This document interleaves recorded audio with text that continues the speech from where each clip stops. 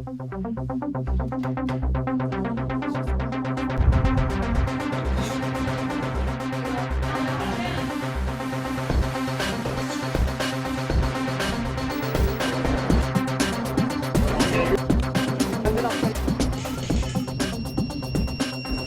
à bout de 2 minutes, je commence à avoir des ratés d'équilibre et avoir mal aux oreilles, puis des bourdonnements intenses. Puis là, je dis, voyons, il n'y en a pas ici, là, ça se peut pas.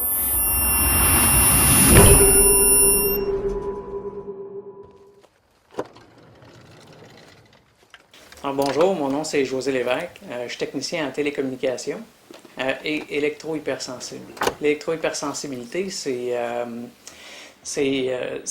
d'être sensible aux champs électromagnétiques, aux radiofréquences, aux ondes que dégagent les cellulaires, le Wi-Fi ou les appareils comme les compteurs intelligents ou la console de jeu Xbox qui fonctionne sans fil. La problématique de l'électrosmog et de l'électro-hypersensibilité, qui s'accroît d'année en année dans la population, inquiète plusieurs experts du sujet, dont le journaliste André Fauteux. André Fauteux, éditeur et rédacteur en chef, fondateur du magazine La Maison du 21e siècle, sur les maisons saines et écologiques. Les gens ne le soupçonnent pas parce que les symptômes sont non spécifiques. C'est-à-dire que ce n'est pas une seule cause qui peut causer des maux de tête, de l'insomnie, de l'acouphène, des problèmes de peau, des problèmes d'humeur, la dépression, des tendances suicidaires à la limite, des cancers. Dans mon cas, avec le Wi-Fi particulièrement, je vais faire de l'inflammation au niveau de la tête. Donc, dans le cerveau, le cerveau ne peut pas enfler parce qu'il est dans une boîte crânienne. Donc, ça compresse, ça écrase. Donc, ça fait des accidents vasculaires. Donc, je vais saigner du nez. Je vais avoir des saignements dans les yeux. Les yeux vont se remplir de sang. Selon la Commission canadienne des droits de la personne, il y a 3% des Canadiens qui ont reçu un diagnostic d'hypersensibilité environnementale. Ça peut être hypersensibilité aux produits chimiques et ou à l'électromagnétisme. Alors 3%, ça c'est les gens qui sont très très très malades, souvent qui ont perdu leur emploi, ne peuvent pas fonctionner en société, ou c'est trop pollué. En fait, il y a beaucoup plus de gens qui en souffrent, mais donc les symptômes sont moins sévères, mais on parle de 5 à 10%. Je crois que ce qui m'a rendu hypersensible, c'est le fait d'être exposé aux radiofréquences quotidiennement, à tous les jours. Donc, j'étais technicien aussi en informatique. Donc, j'installais du Wi-Fi. Puis, dans mon camion, j'étais sur la route, je recevais des formations en roulant ou je parlais à d'autres techniciens en roulant pour savoir les jobs, où ce qui était rendu, ou pour moi savoir ce que je m'en allais faire chez des clients en particulier. Donc, un bon utilisateur de sans fil. 3 heures, bonjour. Oui, c'est lui-même. Stéphane Belensky est technicien en hygiène électromagnétique. Son travail consiste, entre autres, à fournir à ses clients des mesures du niveau d'électrosmog pour un endroit précis.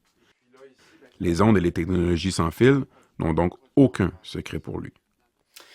La situation de l'exposition artificielle des champs électromagnétiques va aller en augmentant fortement dans les prochaines années.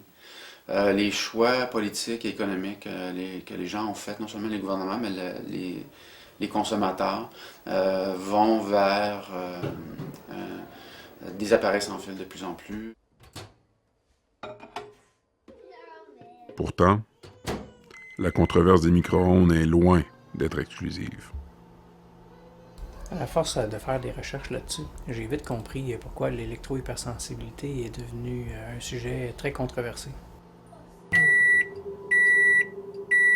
Il y a eu des recommandations faites en 2010 par le Comité de santé permanent du Canada à l'effet qu'il faudrait que Santé Canada prenne les plaintes des gens qui sont hypersensibles, qu'il y ait des recherches indépendantes sur le sujet, pas payées par l'industrie.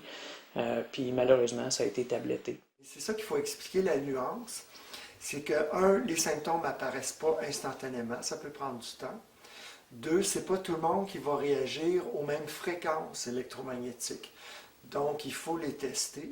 Ici, au Québec, il n'y a pas beaucoup de professionnels de la santé qui s'intéressent au dossier. Mais en fait, ils s'y intéressent, mais ils ne veulent pas plonger là-dedans. Puis c'est catégorique, il y en a que c'est non, c'est impossible, puis ils ne veulent même pas ouvrir la possibilité que ça existe. Ce qu'on constate, c'est que les scientifiques qui minimisent les risques pour la santé publique de la pollution électromagnétique sont souvent financés par l'industrie des télécommunications. Donc, ils ne veulent même pas ouvrir un article, ils ne vont même pas faire d'efforts, ils vont dire non, non, non, puis ils vont mettre des œillères, puis il n'y a pas question que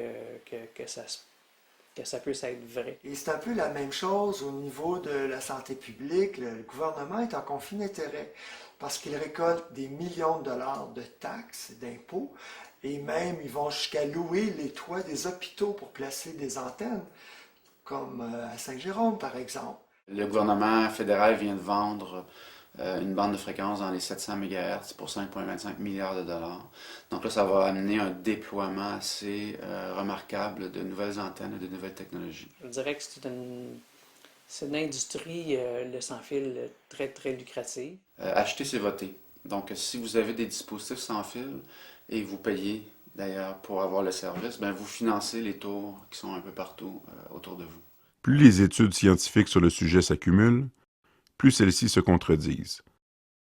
À prendre comme exemple l'émission Découverte de Radio-Canada qui, en 2008, présentait un reportage qui prouvait la nocivité des ondes électromagnétiques. Avec toutes ces technologies, nous baignons littéralement dans ces ondes, au point où plusieurs chercheurs s'inquiètent des effets nocifs que pourrait avoir sur notre santé une exposition accrue à toute une variété de puissances et de fréquences. Et en 2012, la même émission présente un nouveau reportage qui contredit complètement celui de 2008 et affirme que les technologies sans fil ne représentent aucun danger pour la santé.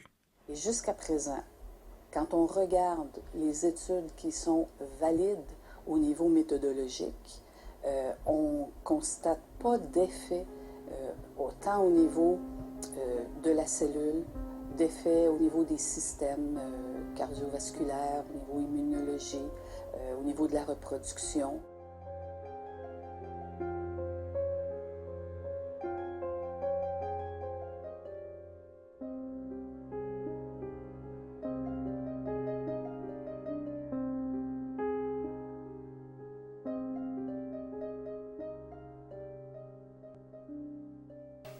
Il y a des grands chercheurs dans le domaine qui se sont fait traiter d'être alarmistes, mais leur réponse, c'est plutôt que la situation est alarmante. Heureusement, pour les électro-hypersensibles comme José, la situation n'est pas encore désespérée. Il existe plusieurs mesures de protection que ceux-ci peuvent adopter pour réduire leur niveau d'exposition à l'électrosmog. On offre une vaste gamme de produits d'atténuation qui vont aller des peintures, des métaux de blindage pour les champs magnétiques, des gaines protectrices pour les champs électriques, des vêtements pour les gens qui sont en déplacement et qui veulent avoir une atténuation des champs électriques haute fréquence sur la peau. Exemple, on a été à des remises de diplômes au cégep. Okay. Au cégep, je sais que je vais pouvoir passer 1 heure ou 2, puis qu'après ça, les oreilles vont bourdonner, je vais avoir mal à la tête. Puis quand j'y vais, ben, je mets une espèce de bandana qui est faite en coton, tressé avec du fil de cuivre. Donc ça a l'air d'un morceau de tissu comme un autre, mais ça bloque les radiofréquences.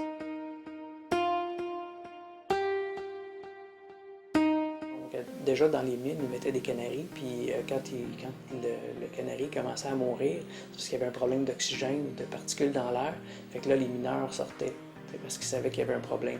Mais présentement, ceux qui sont sensibles aux radiofréquences, ça serait comme un peu les canaris, un signal d'alarme. Il y a un pourcentage de 3% de la population que c'est sévère, entre 3 et 10% que c'est sévère, qui ont des symptômes, selon ces chercheurs-là. Puis ça va progresser vite, ça serait le temps maintenant d'écouter les hypersensibles, puis de peut-être baliser le déploiement du sans-fil.